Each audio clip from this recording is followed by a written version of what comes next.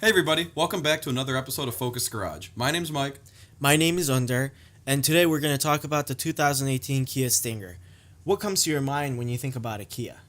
Kind of like cheaper, economy, entry level car. Not a sports sedan. Absolutely not. Yeah, right? And now they have this car, Kia Stinger. It comes with a 2.0 turbo and a 3.3 V6 twin turbo engine. Let me stop you right there. Even the name is kind of different, Like Yeah. they've got all these, K900 and weird sounding things. Stinger, it's aggressive. Yeah, it's almost reminds me of the Stingray. Yeah, that's Are true. they going to be keep up with the power levels? Probably not. Probably not. Yeah. Well, let's talk a little bit about those engine choices. What were you saying? What do they offer in this car? I was saying 2.0, the inline 4 turbo making 255 horsepower, and then the 3.3 V6 twin turbo making 365 horsepower. It's not bad numbers coming out of a Kia. Yeah, I mean, they could be making better powers, but who knows what the tune can do. Yeah, absolutely. Anything boosted these days can really respond well to mods, pick up a lot of power on the back end of things here. Another cool thing with this, too, is the different drives that they're offering. The car will be actually rear-wheel drive standard. That's another thing totally crazy for a Kia, rear-wheel drive. But all-wheel drive is optional on both of these engines as well. So you're really going to have that kind of performance aspect / all-weather aspect that they're putting into this. I was even reading online that they were talking about torque vectoring in the all-wheel drive models. That's interesting. Yeah, you're seeing that in a lot of other cars, like Ford's doing it with the Focus ST, Focus RS. Audi's been doing it for a while with their S-Line cars, and now you're seeing that Kia is doing it in a car. Yeah, I wonder how they're gonna, make that work with the driving dynamic of the car. The other kind of disappointing part is they're not offering manual transmission. Nothing on the internet says that it's gonna be manual. What do you Yeah. think about that? Yeah, all I've seen too is kind of along lines of that is that it says they're going to be offering an 8-speed automatic. And what scares me with that is if it's the exclusive transmission for that car, it better be a good one. I haven't read that it's going to be a dual clutch. From all I've seen, it's going to be, a conventional 8-speed. So no manual mentioned and no dual clutch mentioned. So that alone can really make this car a flop. They're marketing it as, a sports sedan.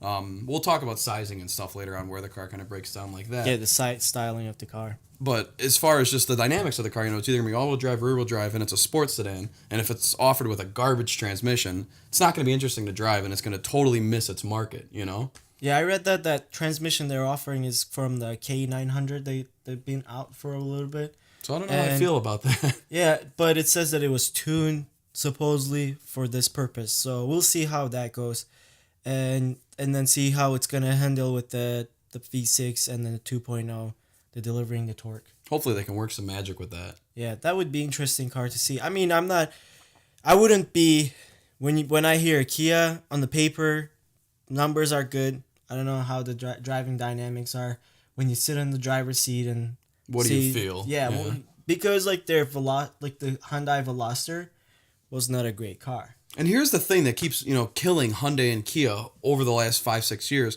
They build these cars that on paper look fantastic, They've got pretty good power. It's competitive in price. Sometimes it's even undercutting its competition. All these nice features. Options and all that stuff. And then you drive it and it feels numb. like nothing. Yeah, Yep. it's the most numb, boring experience you can have. And that's a shame when they're building these cars that stack up on paper to be so exciting. Speaking of exciting, what do you think of the look of this car? I really think it's a good-looking car. It is an interesting looking car. I agree. Interesting, you said. Not good. All right, explain. To me, it looks like it's not a sedan. No, It's a hatchback. it is. And it's a real But- hatchback that actually opens like a hatch. Yeah, it's not a real hatch. I don't know. It's in the border. I would slope see, back? It's a GT car. You get in it, and then you drive in a long distance, and then it's a relaxed sports car. It's Yeah. not a race car. You don't you don't get on it in the autocross or go on a track. It's more like a GT. You take a long trips, and then you have the power when you need it, and Yeah. you have the features, the stuff that you need, the options, and then that everything is mostly there for you. I think kind of more the way you hit that kind of right on the head there. It's advertised as this car that is luxurious, but it can still be driven in a sporty manner. I was reading online how they said all these different nice features the car is going to have. It's going to have things like blind spot, heated and cooled seats, LED lighting headlights and tail lights standard, which is really neat. That's pretty cool, actually. I wish a lot of companies do that because headlights and taillights are really important like aspect of the exterior of the Yeah. car. It makes Safety and looks. the like a lot of companies miss that headlights and taillights. They don't even offer LED taillights. You know, Yeah. it's something really interesting. Completes the exterior of the car. Yeah, and that alone can really make a car look more upscale and safety too. You know, it looks better, but it's usually safer too. And you don't have to worry about bulbs burning out. You know, stuff will last longer, less service interval, things like Except on Chryslers. that. Everything breaks on Chrysler's. That's a whole nother episode though. Yeah. So what do you think about the size? What does it compare to the competitors out there? So this is something really neat that I saw about this car. Sizing wise, this is kind of like smaller German car size. They say like, you know, Audi A4, Mercedes C-Class, BMW 3 Series. It's a little bit longer than that, but it's not quite as big as, you know, like an A6 or something like that. So it's kind of in that smaller compact size series there. So it's kind of, you know, right in line with those smaller cars. But what's interesting about it is, like you were saying earlier, it's got this kind of GT slope back hatch to it, which is way different from, you know, anything that those cars offer. Kind of looks like an Alfa Romeo mixed with a Ford Fusion mixed with a BMW. It's a really kind of just compilation of mashed up parts thing, here. yeah. And that's kind of what Kia's been lately. You know, the cars look interesting. I don't want to say they all look good, but they look interesting. You know, it's kind of everything put together in a way that is striking. I mean, the V6 one's going to offer Brembo's standard on it, so that's pretty neat to see. Yeah. Yeah, and like we were saying, with the LED lighting, it's a decent looking packaged car. Something interesting too is that this was actually designed by the ex head of the M division from BMW. Interesting. So I wonder how that'll translate into the car for driving dynamics. What do you think of the exterior of the car? I think it looks sexy. The front looks interesting, and then the back looks like actually Alfa Romeo, which I love the way it looks. A little bit A7y too. Yeah, A7S7. Yeah, that hatch like that comes down. But I think overall it's a nice looking car. I wouldn't like if you would have had a different badge on it, like besides Kia, I think people would be all over it. Oh yeah, this could absolutely pass for something more premium to the regular person. You know. Yeah, I mean the thing is like, what's this car gonna be like? 30 grand, between 30 to 50. You know, all optioned out. They haven't released any numbers yet, but would you be buying it from from the factory? And this is something that's interesting, and I think this is one of these things with Kia that's always going to be, a tug of war back and forth, is that, on paper, this looks like something that's really going to be a good car, but that brand reputation, how can Kia shake that below economy level recognition that they have from everybody? Everybody and their mother, if they're not an auto enthusiast, thinks, Kia is like the cheapest car you can buy. It's an entry level car. So, you're going to go out and you're going to spend $45,000 on this fully loaded Stinger that has, twin turbo, all wheel drive, all the these bells fancy and features. whistles, And for one, it's going to be worth half that in 1 year.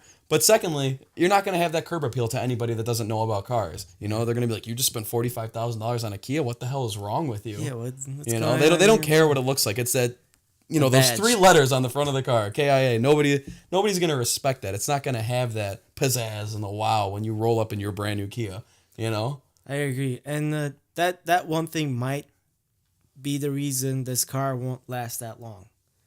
I think the numbers are gonna get affected by that, and probably like couple year long, maybe like 2-3 years.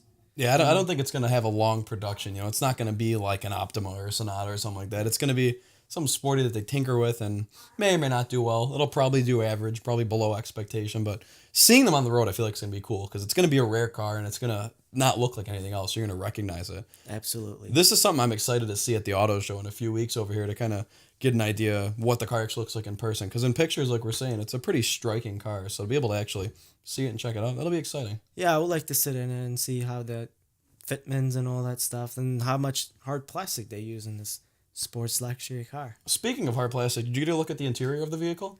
I saw it was really nice. Like everything was laid out perfectly on your like driver, focus. It's driver focus for sure. Yeah, and then like you were saying that it looks like a kind of like a Mercedes look, Yeah, inside. Kia doing Kia things here. It looks kind of like a bunch of other brands' interiors just thrown together, There's a little bit of BMW, a lot of bit of Mercedes there with the 3 vents, by the navigation screen there.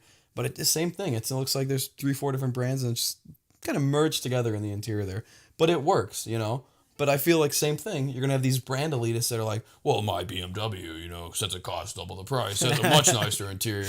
Even though the average person probably wouldn't even know the difference, Yeah, probably. They usually they don't even use real leather anymore. So like It's like a synthetic leatherette type compound. Yeah. It wouldn't even matter.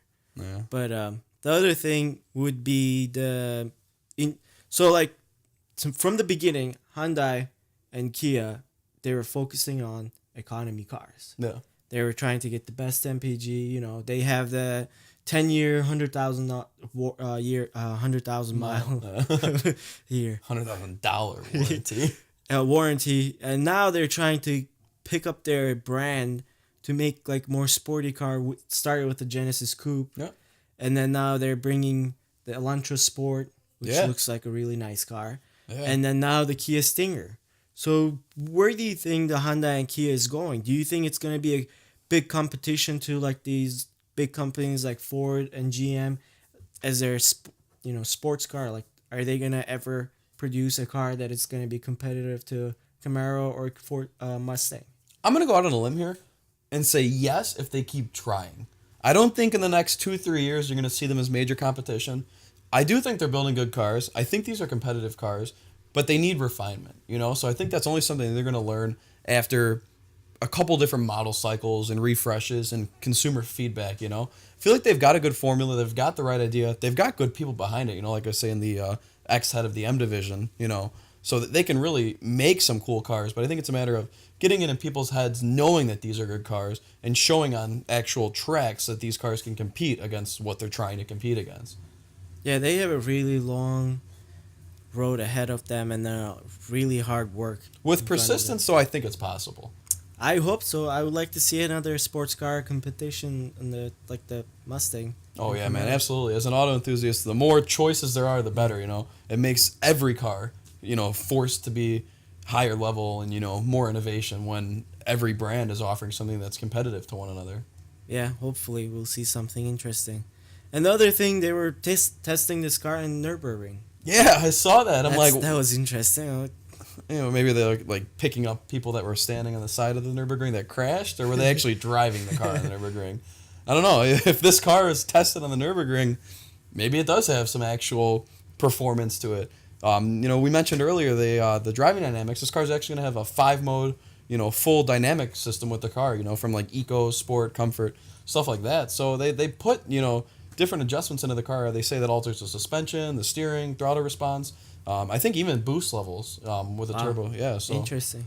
That'll really maybe change the way the car drives. Have something that you flip and comfortable when you're on the street. You want to go mess around on back roads, put the car in sport, and maybe it completely transforms it.